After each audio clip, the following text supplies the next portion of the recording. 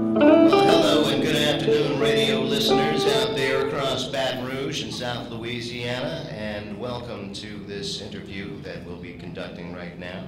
My name is Rob Payer. You are listening live from the Baton Rouge Blues Festival, happening right now in downtown Baton Rouge. If you want to do something real good today, come on down, because we've got something very special happening for you, for the blues lovers out there here at the Baton Rouge Blues Festival 2014. Again, my name is Rob Payer, and I'm here speaking with one of the last great country blues men. And I want to, before I introduce him, I want to describe for you radio listeners what this man is wearing, because he is always clean. I've never seen this man show up to an interview or to a gig without looking fantastic. Electric blue suit, blue and white two-tone shoes. I guess those shoes are, those socks are kind of a midnight blue. You got that white shirt on, that hat, those glasses. Ladies and gentlemen, it can only be Little Freddie King. Little Freddie King, would y'all give it up in the audience, please? Thank you very much. It is so good to see you again. You were looking fantastic. How are we feeling today? Feel real great. Okay, that's good. Real great. And what made me feel so much better that y'all called me in for the interview and also for the play for the festival. We can't wait to see you play the real blues. The real blues. We're going to hear the real blues. How did you get here? Did you ride on your two-wheel Cadillac to get No, I wasn't able to make it all the way up here on my two-wheel Cadillac on drama bro. Why don't you tell our listeners what a two-wheel Cadillac actually is? Actually, the two-wheel Cadillac, that's my bicycle. You like riding that bike, too. I love riding my two-wheel Cadillac. It keeps you in shape. It keeps me active. That's right. It really do. You've been very active throughout your career, but let's take it back. I'm going to start back to growing up. You were born in Macomb, Mississippi. Right. Okay. Tell me about growing up, your first years in Macomb. What were you doing as a young boy? Well, actually, Dad would teach me how to plow the mule and feed the hogs and feed the cattle and stuff like that coming up. And then he used to go out like to the Mississippi Delta and play up there and pick cotton. And then he'd come back home. And while he'd be away, then I would look at his guitar. I wanted to play the guitar. And so I would go look at his guitar and I'd make a couple of trips by it, you know. And it was tempting me, and so it would draw me closer to it every time I passed by. So I got nerve enough to grab the guitar at the corner and come on back and started banging on it and trying to play. And I broke the strings on his guitar. Oh, when he came home. And I know he was coming back the next day, so after I knew I broke the strings, so I jumped and grabbed the guitar at the corner and I run, tried to hide it underneath the bed. I said, no. I better get it away from that, because he knows he leaves it in the corner. So I brought it back, put it back in the corner. So the next day he came in. And when he comes in, he never stopped till they get to the corner and grab the guitar. Then he goes back to the front porch and sit down in the rocking chair and play the guitar. So that particular evening, he sat down in the rocking chair, started head down on, and he jumped straight up. I said, boy, yeah. I said, boy, get him. I said, what's the matter, Dad? He said, don't ask me what's the matter. I said, you know you done broke the string on my guitar. And I want to lie that quick. I said, no, Dad, I didn't break it. He said, oh, come in. You broke it, because nobody's going to touch this guitar but you. So go out there and get me those rattan vine. Get the biggest one and have them on that tree. You were in line for a whipping, is what you're saying. And I know I had the hide going to be busted on my back. Oh, Lord have mercy. So I goes out there, I get the littlest one on that. I bring it to him, he said, no, he threw it down. He said, I told you to go get the biggest one on that. I go back and get the next one. Said, that's all right, go get the biggest one, so that's going to make me whoop you more along if I bring you the two little ones. I said, all right, Dad. I said, I know, I got it coming bad. So after I got the biggest one. I hated to get it, but I had to get the biggest one. So I brought it back to him. Man, I'm telling you the truth. He spared the rod and he drawed blood from my back. Ouch. And that learned me a lesson not to never touch his guitar again. Let me ask you this: when you break a guitar string now, do you get a little upset? I think about it. I think about it. I think when it pops. Your daddy was he was a blues man. Exactly. And he played the blues. Did he? Do you remember him showing you any certain songs? Do you remember some of the first songs? Yes. Yes, like what? he just sang a song about "Baby Please Don't Go," Catswell Blues. Catswell Blues. Right. Could you play that for us? Okay. Can we hear that? All right. Yeah.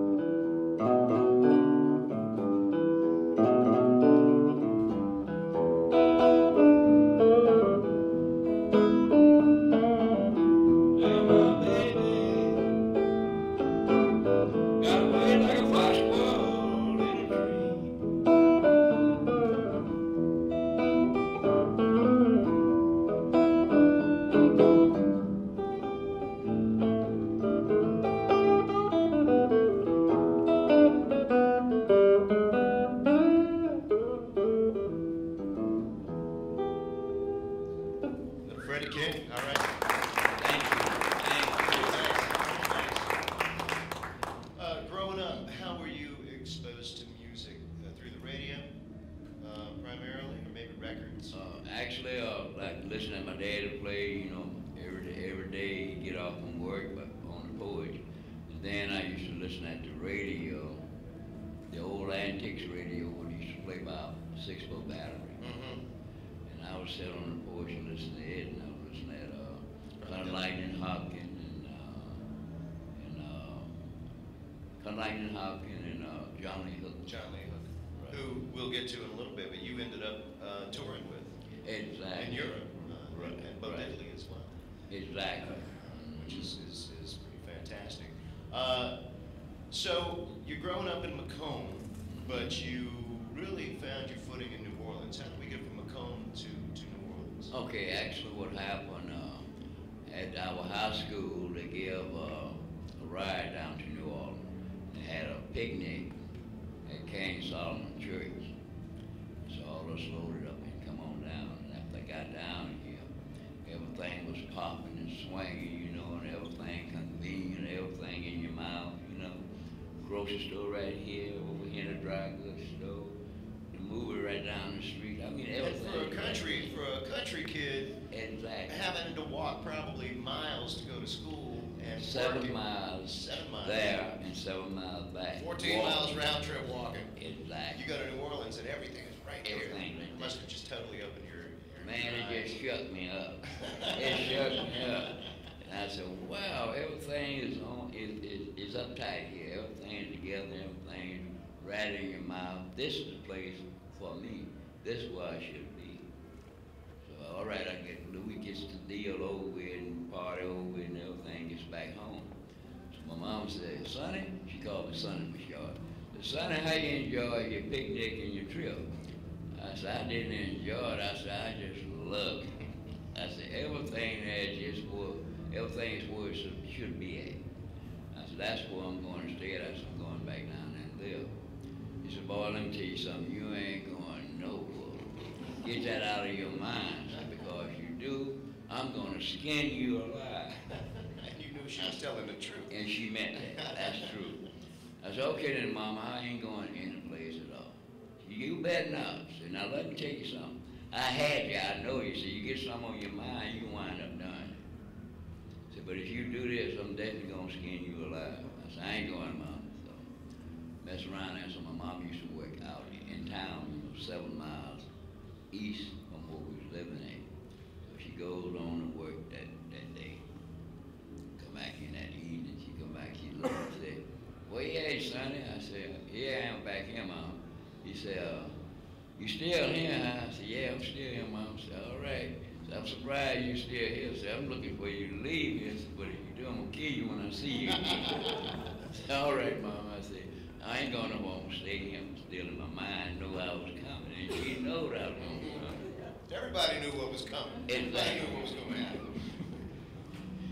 And so I got to thinking, I said, now how is I'm going to get away down there and I don't have money? What about you? How old were you at this point? I was 14 years old.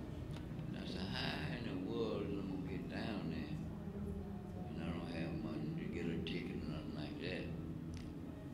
So I got to thinking, and he come tell me.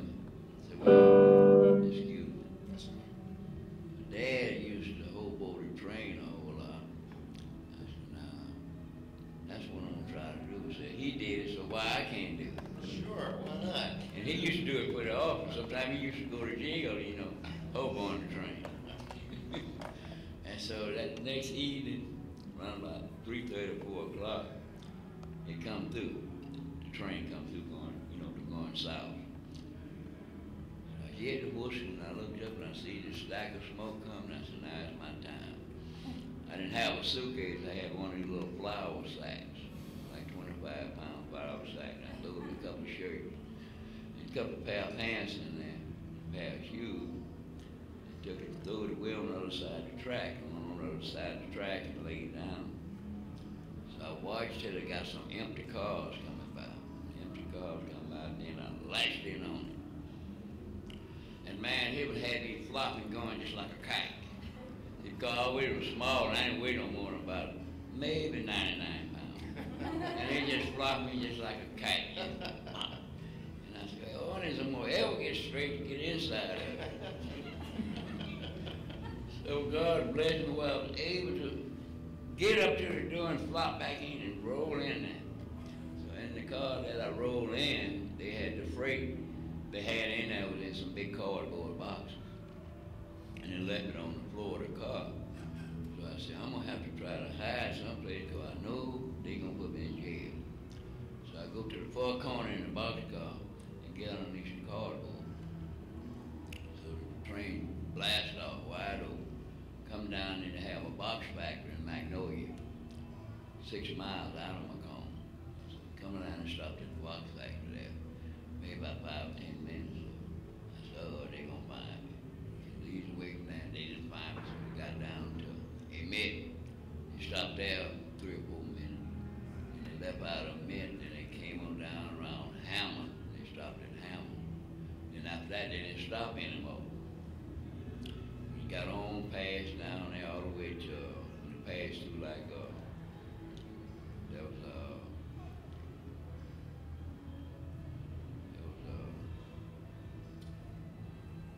Were you getting close to New Orleans? yeah, trying to call the name of that oh, Hammond. Yeah. Hammond. Got to Hammond, Louisiana. Well, I know the next stop was going to be New Orleans. So when it got along there before the precinct, you know, where the jailhouse, and I come out, you know, I was peeping out from underneath the cardboard. And then I looks up and I see the parish spirit. Then come down a little further in the time Picayune warehouse. So I see that sign. You know, you're getting close. I was getting close. And I look to the left and I see Booker T. Washington High School. I said, yeah, I see it now. I said, now I'm gonna have to get off here. Because if the next stop is in at the train station. I said, then I know they're gonna put me in jail. So I got my little skinny self and bailed out that door. And I bailed out the car that door. Train's moving, right? It's moving. Oh, yeah. Yeah. And when I hit the ground, I wasn't experienced with it, you know, like my dad was. See, when you come up, you're supposed to hit running with it. But when I jumped, I was just boom. I was like a spinning top. And I don't know how far I spent, how far I rolled, but I know when I come back around, all my pants legs was scarred, all holes in them, all the skin off my arms and stuff. I said, wow, this is too much. I said, I don't see how my daddy did that. What about your gunny sack that you had with all your shirts? I lost it. I don't know where it flew to.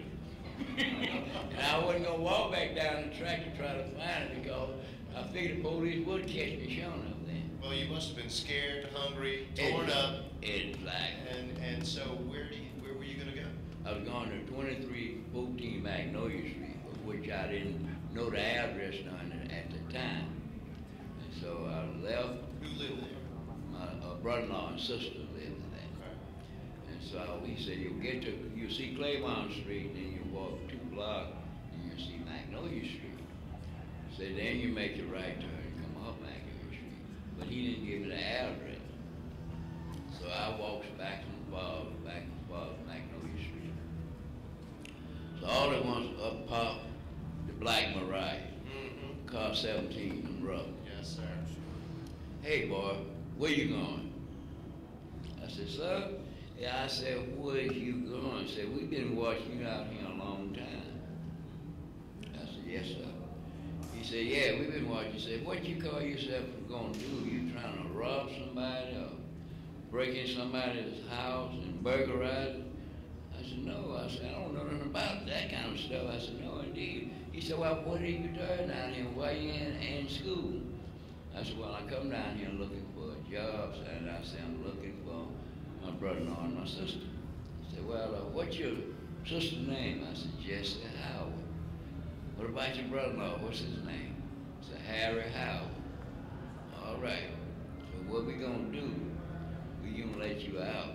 We ain't gonna bring you to jail right now. We gonna let you out. And we gonna make some more rounds and you out here, and then we gonna show up, come and bring you to jail. I said, all right. So I got off of Magnolia Street. Where you were supposed to be was Magnolia. Yeah, I was supposed to be on Magnolia, right? So I got off Magnolia. And they know I was gonna be on Magnolia, see? I got on the other street walking up and down. So I said, I ain't gonna stand still because somebody really think I'm trying to do something by standing on the spots, you know. So I walks over to Claiborne Street and daylight began to come to break. So I went walking up Claiborne Street and go all the way up to Taladana in Claiborne. So they had a Dairy Queen there. So I went in there and got me a banana split. I got a banana split, so I was coming back down Claiborne. So we had a little red, white oil company, or filter station. So a red, big, tall, red guy was standing out there, and he looked at me and I said, how you doing, son? He said, hey, son, how you doing? I'm all right. And then I was passing by. He said, hey, son, come in a minute. So I turned around and walked back to him. He said, you can't be from here. I said, no, sir, I'm not from here. He said, I know it because when you speak to people with the manners that you had, whatnot, I said, I know you wasn't here, from here. He said, where are you from? I said, I'm from Mississippi. He said, well, we homeboys. I said, yeah. I said, where you home at? He said, Nashville, Mississippi. He said, you got a job? I said, no, I sure don't. I'm going to try to look for one. He said, well, I'll give you a job right here tomorrow morning if you want it. I said, sure, I really appreciate it. So the next morning, I came back by there, and he put me right to work. So he said, where you staying at? I said, I'm trying to find my brother-in-law and my sister. He said, what their name? I said, Jesse Howard and Harry Howard, my sister and brother-in-law. He said, yeah, I know both of them. He said, because your brother-in-law, Harry, used to work here for me for about 2 years before he left one on the road. And so I got glad then. I said, well, what is their address? He said, no, I never did ask them their address. I never did know their address. I said, I'm in trouble again. So then I leave Claiborne Street and I head back to Magnolia Street. So I go back to Magnolia Street, walking back in the park again. Then he come up to again, wow, boy, didn't we tell me you gonna put you in jail? I said, yes, you sure did. But get in this car. I got in the car and sat down and said, I'm going to jail. The first time I ever been in jail, and now I'm going. All you had to do was go to New Orleans and get in jail. That's it. That is the truth. And so he said, you ain't found your brother-in-law and your sister? I said, no, sir, not yet. He said, well, where she work at? I said, she work at Tulane University. Where your brother-in-law work at? I said, on the road front. I said, he's a banana handler. He said, okay. He said, well, I tell you what, I still say, I believe you're trying to rob somebody, or either break in somebody's house or something. So the sergeant is helping with him. He said, no, man, say, those people where he come from, Macomb, Mississippi, they don't burglarize nobody's house, they don't steal, they don't rob nobody. So they work for what they get. So okay then, well, we're gonna wait a little while longer. Then if they don't show up somewhere down on Magnolia Street, then you're going to jail. That's all right. So I sat down for a while. So yeah, come my little sister down with a little green uniform on, coming down Magnolia Street. I looked down there. I said, "That's her coming down there." He said, "What?" I said, "Way down there with the little short leg walking fast." I said, "That's my sister yesterday." "Oh, that's her." I said, "That's her." I was watching, so she came right on. And we was in just going to show you how things work. Was in the same block that they stayed in. Right there, right? Right there. Then she got a key out and jumped up on the step to unlock the door.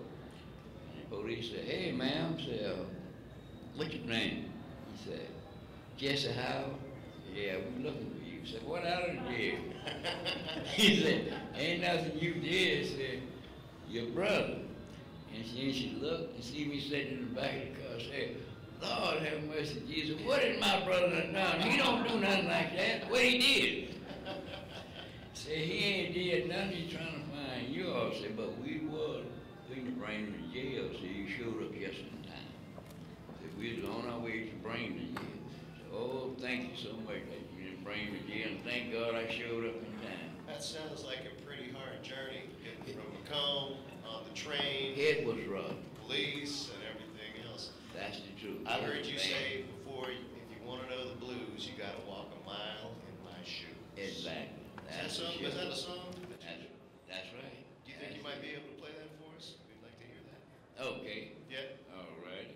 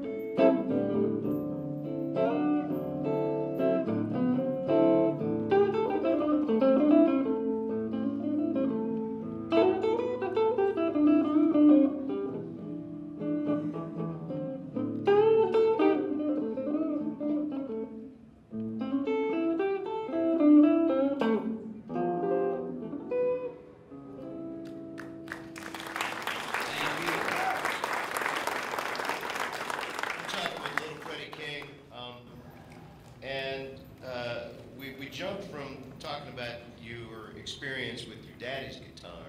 How did you end up on the guitar? Well, actually, the way I started on the guitar, I knew I couldn't mess with my dad anymore, so my mama sent me to the grocery store.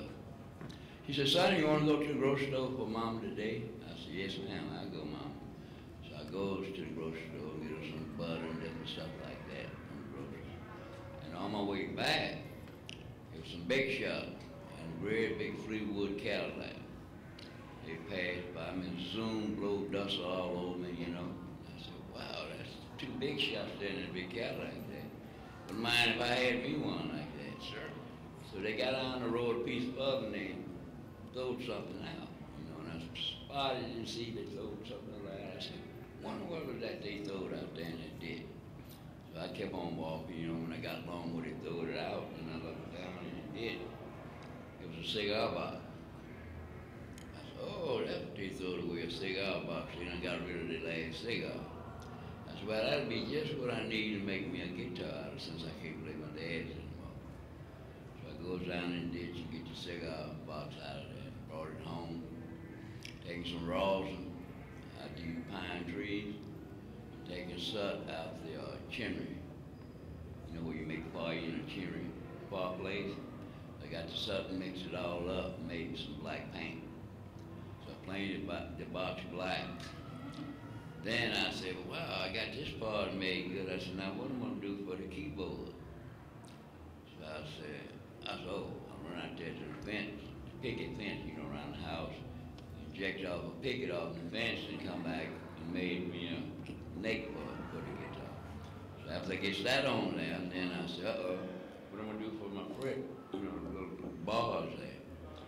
I got the thing, I jumped up, I said, "Oh, I find the smallest hay water I can find and put on there." I said, "Now I know I'm broke and I ain't got money to go buy strings with. Now how is I'm gonna play my guitar?" So then my dad, he come home wide open on the horse and tied the horse to the gate pole and run inside and got his lunch, you know, sit down and ate. And so the horsefly got the lighting on the horse, biting, you know, been biting and stinging, and he started kicking and stomping and kicking and switching his tail, you know. And I could hear it go, you know, through the air, stuff like that. I said, "Wow, his tail making a sound go through the air like that. By itself, maybe it might make a sound on the guitar." So I tried it out. So I jumped up and went over there. I said, "Mr. Hard, don't kick me down. I'm going to get one of your strand of hair at your tail to test it out." I pulled that strand of hair out of his tail. He looked back at me, but he didn't kick me. So I came on, put it on the guitar, and it made a sound, which it should have made a sound, because I pulled a great big bald spot in that horse's tail. And I couldn't put the hair back in there. I said, I'm going to get another killing today. Well, you went back. But it happened, I was lucky. My daddy had some corn liquor he used to make, and he had hit it pretty heavy, you know. And he come out there like Gene Archer, wide open, and jumped up on the horse, and he didn't pay no attention to that part. He didn't get a chance bald to spot on the back. He didn't get a chance to see that bald spot. And so that's how I really started banging on the little guitar. Did that horse ever kick you? Oh, yes, he did. Oh, yeah. Yes, he did. The same horse liking to kill me. I hear bells ringing, saw lightning. Oh, man.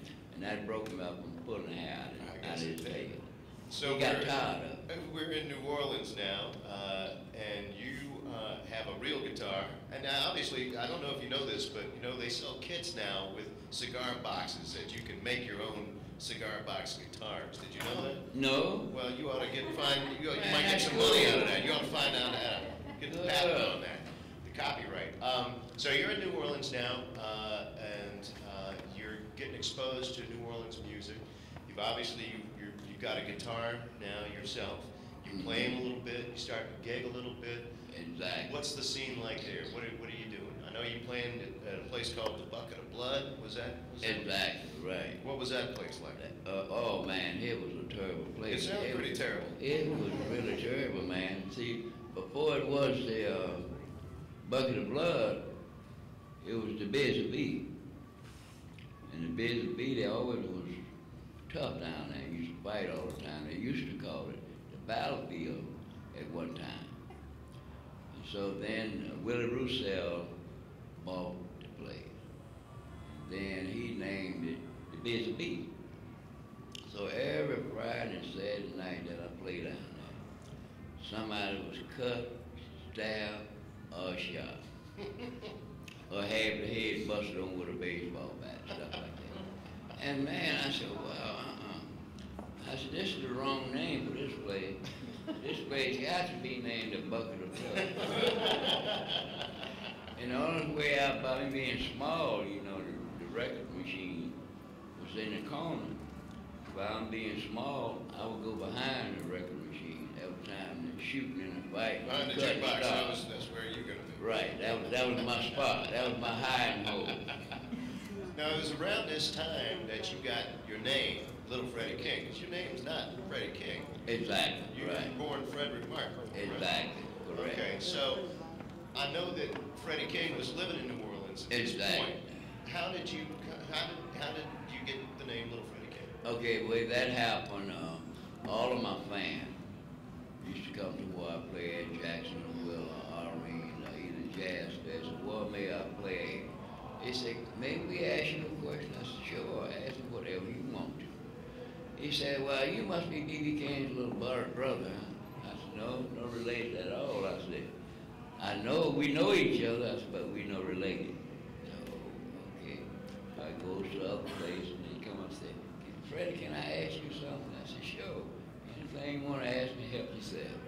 He said, you must be Freddie King's brother, or you his uncle, or what? So you got to be some kin to him. You got to be his little brother. And I said, no kin at all. So they got tired of asking. He said, well, we going to make you be a king. I said, well, oh, you are? How you going to do that? He said, we going to call you Little Freddie King. I said, well, that's cool. Anything y'all call me, I'm going to answer to it. So that's how I got the nickname of Little Freddie King. That's wonderful. I want you to, there's a couple things I want to talk about before we run out of time, but I wanted to request a song.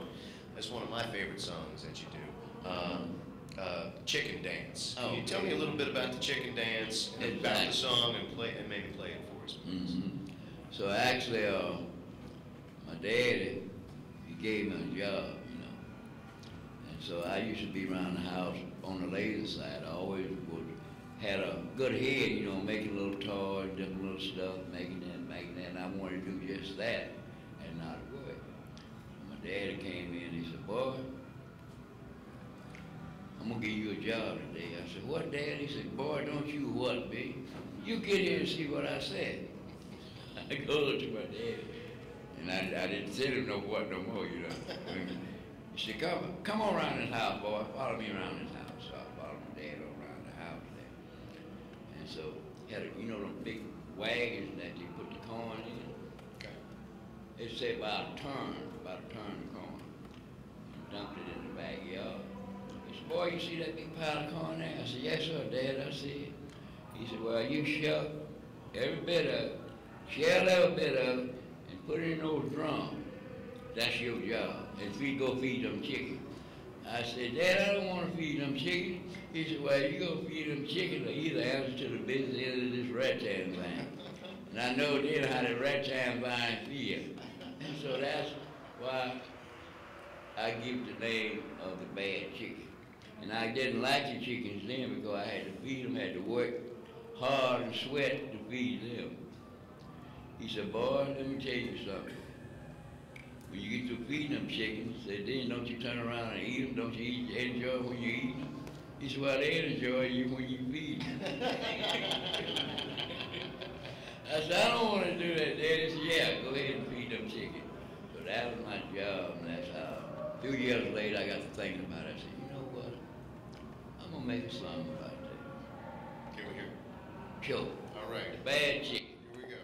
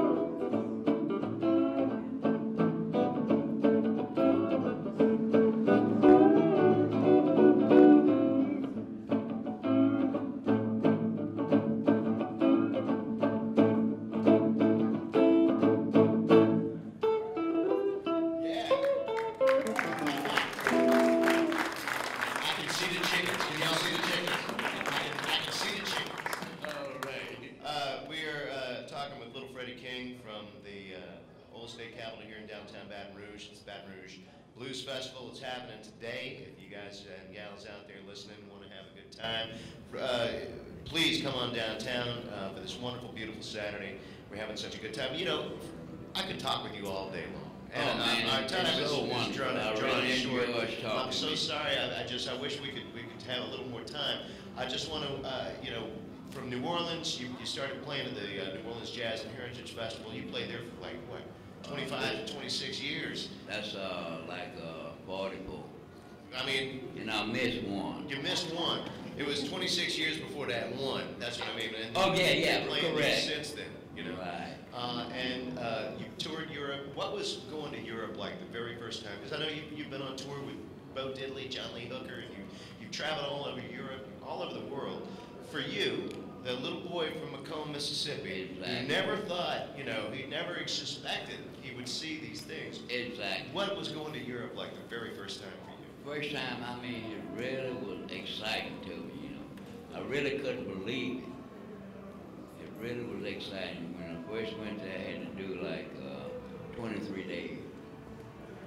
And it was rough for me to leave out because during the time, God bless the dead, my wife was living.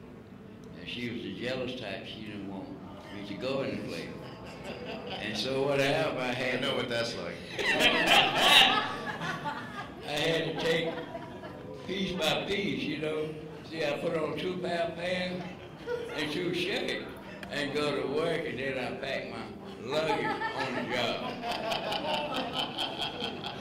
It was a hard way. And when I got over there for 23 days, and after I got over there, I said, now, one of them old gal will get back home. I got to think about getting back home. So we go there and play for this prison. And boy, what did we do that for? He loved it so much, and the lieutenant, he said, that was great, that was good. Now me give you a job for lifetime here. You play here, me gonna pay you good money like I do now. Said, but you stay here, you don't go back to the USA. My heart said, boom, boom, boom. I never get back home again. You didn't go back to that prison, did you? No, not to that one, but I went to another one after we went back over there. Okay. He said, you promised me that you come back every year if I let you go. I said, I promise. I didn't go back there. We went to another prison. I got shook up. I said, that same guy might be here. Then he gonna hang me. What is the power of music? Why is music something that you love and cherish? What is it about playing music that gives something to you? Yeah, actually what it is just soul and feelings, you know, from the heart. Then what it really does, the pressures that you have, like if you worried or upset over something or whatever, and once you play it, then you release the pressures off your heart and your mind, it releases. And it's better than taking a dose of Dr. Medicine. Dr. Medicine, that's right. Exactly, it really is good when you feel it good yourself, and actually, someone else has been down this same, going through the same change. Well, we've certainly enjoyed a visit to the doctor's office today. Thank you very much. Yeah, Do we have any great. questions? I'm going to ask the audience if we have any questions. Yes?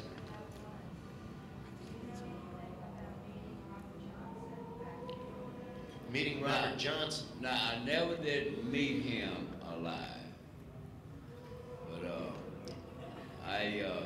his uncle Tommy Johnson, and I met him a couple times before he passed away. But I never did get a chance to meet Tommy Johnson, you know, the junior. I never did get a chance to meet him in person.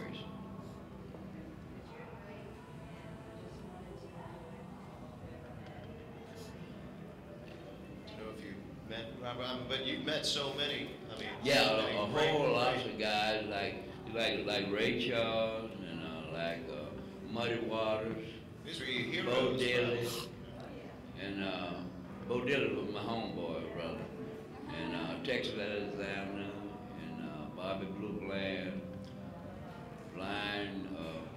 Blind Billy Takes, and Cutting Lightning Hopkins. And One more question, please. She wants her Sure. picture taken with you. We're gonna, okay? Sure. That's sure. fine. Okay. We're gonna, I believe we're wrapping things up. Yeah? Okay. Do we have any more questions in the audience? Yes? Oh, I'm sorry. I just want to know, Memphis Minnie? Memphis Minnie? Did you ever meet Memphis Minnie? Memphis Minnie? I know I did, probably at the Hall of Fame. Probably. Memphis Minnie at the Hall of Fame. Hall of Fame. Sorry. That's all right. Just it's a selfie on Blues Day. That's all right. Yeah, that's fine. Again, we want to say thank you so much, Little Freddie King, for spending some time with us today. Again, if everybody out there is interested, come on down. Little Freddie King's going to be playing later this afternoon, the Baton Rouge Blues Festival. Dr. John's going to be playing. Could you play something for us as we go out? Because I think we're about to go off the air here. Just a little something, maybe G Baby or something like that.